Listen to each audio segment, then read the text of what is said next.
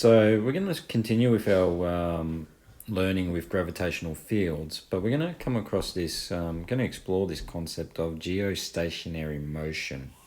So one thing that we want to understand about geostationary motion is just when we break apart the term geostationary. So geo refers to Earth or,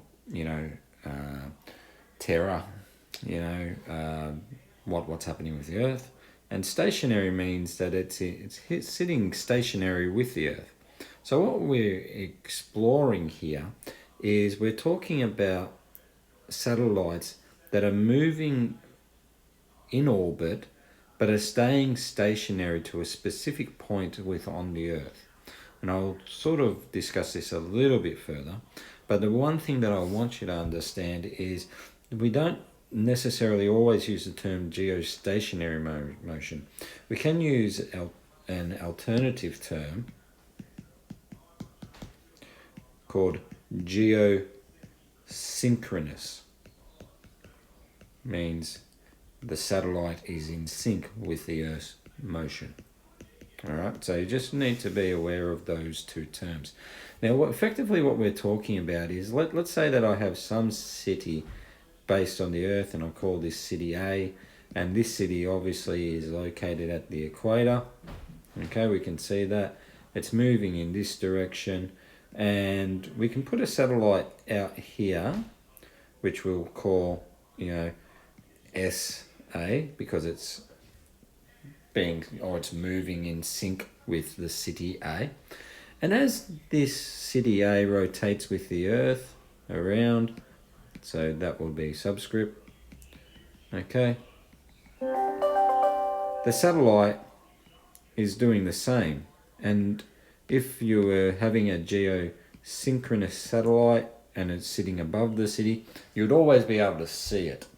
Maybe not during the day because of sunlight, but definitely at night you would always see the satellite, and it would just be moving across the sky as the Earth moves naturally within its rotation. So what I want to talk about is, this is if we have a city that's located on the equator.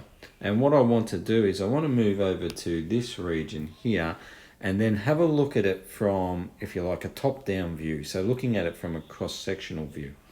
So here we have our city A, we have our satellite, SA out there, and, sorry, I'll probably make that just a little bit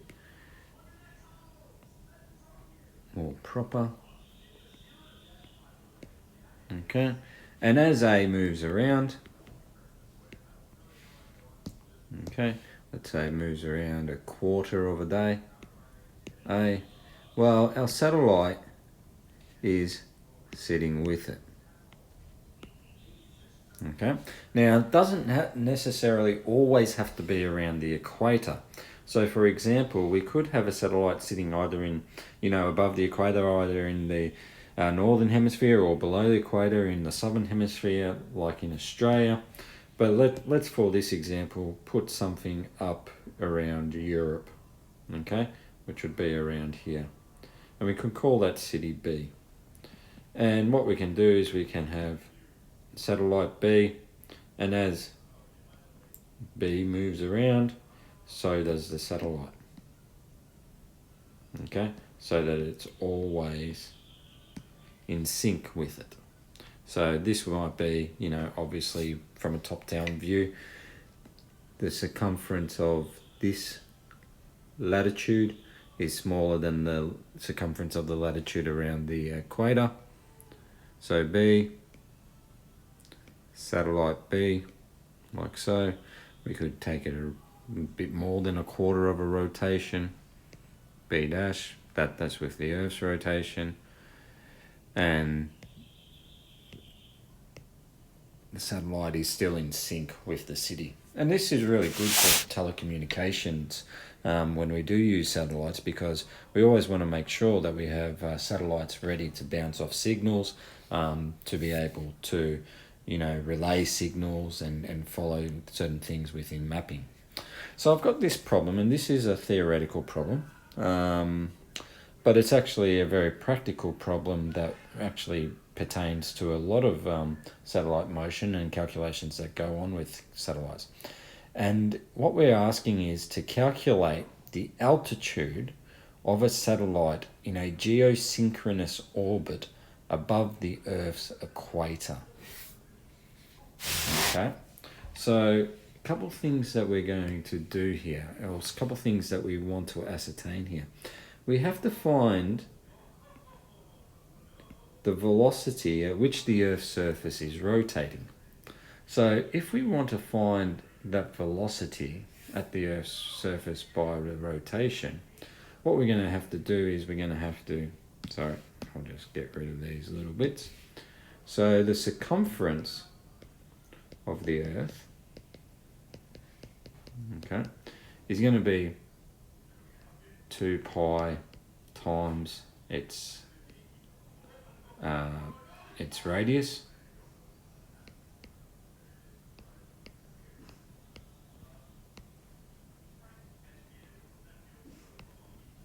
and we get our circumference equaling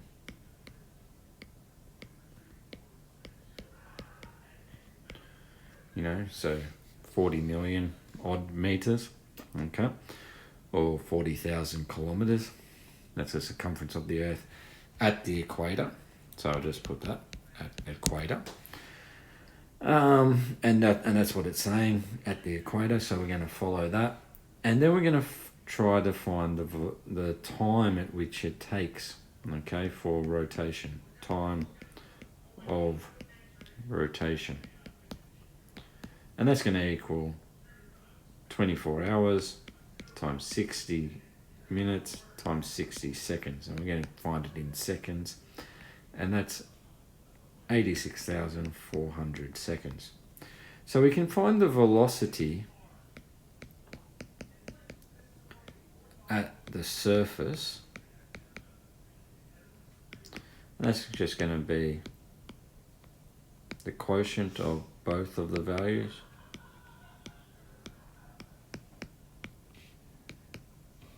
Okay, and that comes at 463.312 meters per second.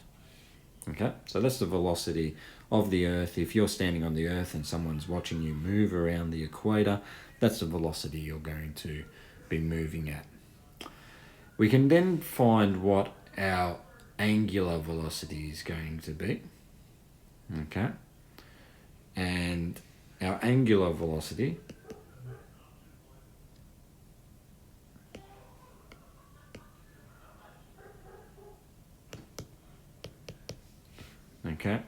is given by that, and it's given by v on the radius.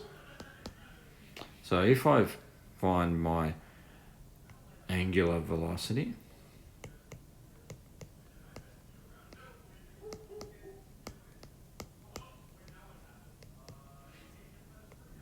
I get a value of that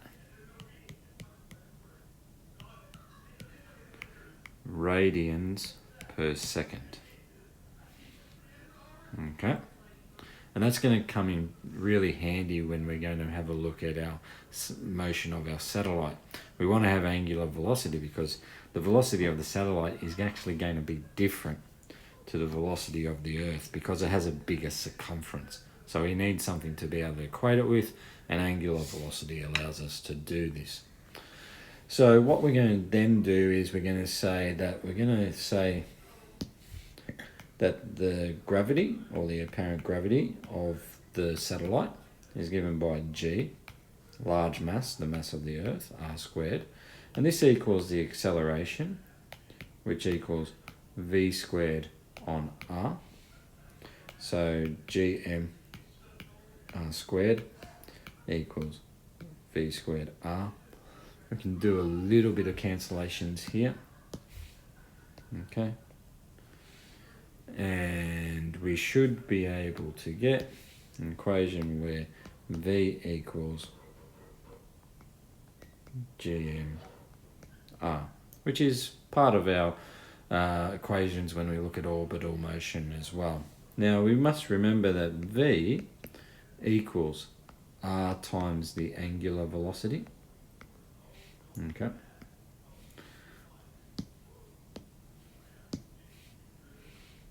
I'll just put a little bit of a line here just so that we can denote where the changes are happening.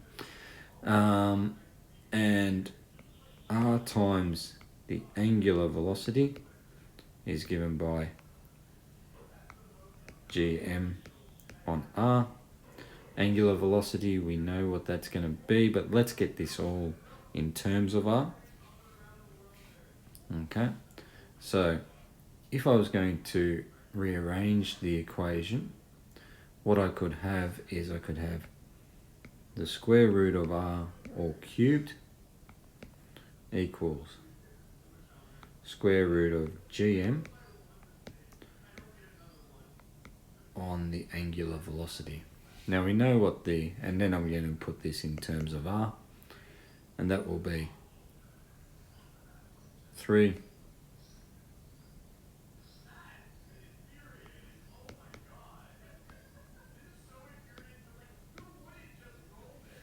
and r comes out to 42,235,449 meters. Now that r, we have to appreciate, is taken from the center of the earth. So we have to think about, okay, what is the altitude? So when we're looking for the altitude, the question asks for the altitude, we need to account for that when we're dealing with r. So the altitude will equal 42,235,449 minus the radius of the earth. And the radius of our earth was 6,371,00, and this comes out to be 35,864,449 meters. And what we might say is it's 35,864 kilometers. And that's the altitude if we were going to achieve a geosynchronous orbit above the equator.